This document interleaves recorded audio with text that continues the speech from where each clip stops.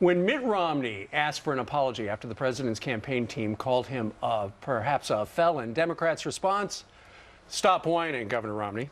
So what's the governor's response? He joins us live from New Hampshire. Thank you for joining us, Governor. So when you hear President Obama's former chief of staff say to you, sir, stop whining, what do you say back to him?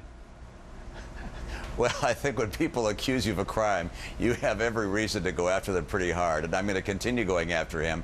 I'm very proud of the record that I had in my business career, helping turn around the Olympics and as the governor of the state of Massachusetts. But what does it say about a president whose record is so poor that all he can do in his campaign is attack me?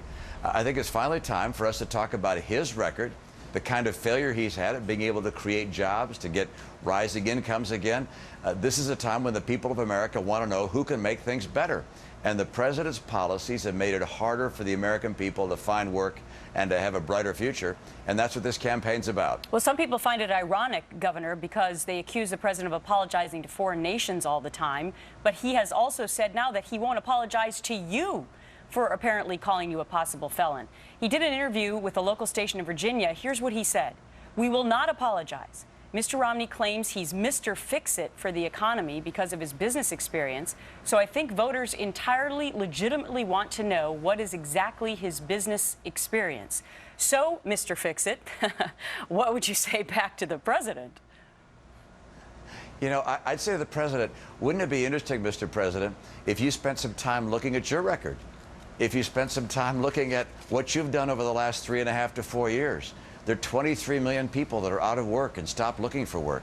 Median income has dropped by 10% over the last 4 years. Mr. President, this is about the United States of America, and my record is pretty clear to see. Helped turn around a business, started another one, turned around the Olympics with the help of a lot of great people, led a state, got our unemployment rate in my state down to 4.7%. I got a pretty solid record. Let's look at your record, Mr. President, and the American people. I don't have to try and convince them about his record. The American people know whether things are better now than they were 4 years ago. I think we all know that answer. This president, he just hasn't been able to do the job he told us he was going to try and do.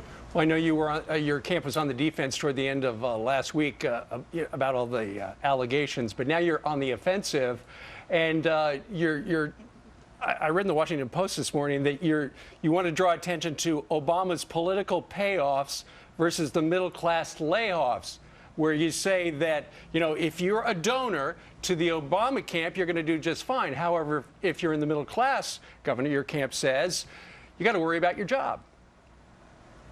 Well, there's no question, but that when billions upon billions of dollars are given by the Obama administration to the businesses of campaign contributors, that's a real problem, particularly at a time when the middle class is really suffering in this country. I don't know whether you watched over the weekend the report that was in the New York Times about families really struggling, particularly those that are single parents that are just having a hard time making ends meet. This is a tough time for the people of America. But if you're a campaign contributor to Barack Obama, your business may stand to get billions of dollars or hundreds of millions of dollars in cash from the government. I think it's wrong. I think it stinks to high heaven. And I think the administration has to explain how it is they would consider giving money to campaign contributors' businesses. But what about campaign strategy, though, Governor? Because obviously the Obama campaign has had a long time to set up their assault on you. Even when we would interview Debbie Wasserman Schultz months ago, when there were still 5 Republicans in the primary, she would always focus on you. So they pretty much knew that you were going to be the candidate, or at least maybe they hoped for that, because they had this long line of assaults ready to go. Some people have said that they want you to fight back, to be on the offensive instead of always on the defense. How do you respond to that?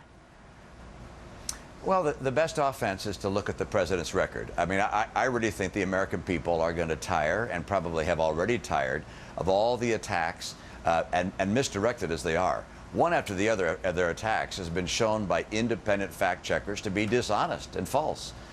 So a campaign based on falsehood and dishonesty does not have long legs. In my opinion, the issue people care about is who can get the American economy going again, to help people have a brighter future with rising wages and more capacity to care for their kids, and to know that their kids will get good jobs when they come out of school.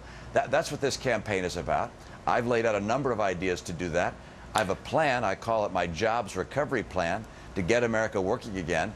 The president, on the other hand, has only one thing going, and that is constant attacks on me. And, you know, they're dishonest, they're misdirected. Right. And I think the American people recognize that kind of politics as something of the past. It may work in Chicago, but it's not going to work across America. Governor, there's a lot of people are making a lot of why you won't release more of your tax returns. You released 2010. You said 2011 is on its way. But why not more? Bill Kristol had this to say. He needs to defend it. This is what he did for most of his adult life. He is proud of what he did, and here's what he should do. He should release the tax returns tomorrow. It's crazy. You've got to release 6, 8, 10 years of back tax returns. Take the hit for a day or two, and then give a serious speech on Thursday in which he says, okay, we've had this ridiculous picayune debate about when I took my leave from Bain or when I didn't, and you can now look to my tax returns. Sir, some would say that would be a good way to go on offense. What about it? You know, John McCain ran for president and released 2 years of tax returns. John Kerry ran for president. You know, his wife, who has hundreds of millions of dollars, she never released her tax returns. Right. Somehow this wasn't an issue. The Obama people keep on wanting more and more and more things to pick through, more things for their opposition research to try and make a mountain out of, and to distort and to be dishonest about.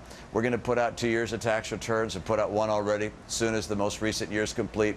We'll put that out.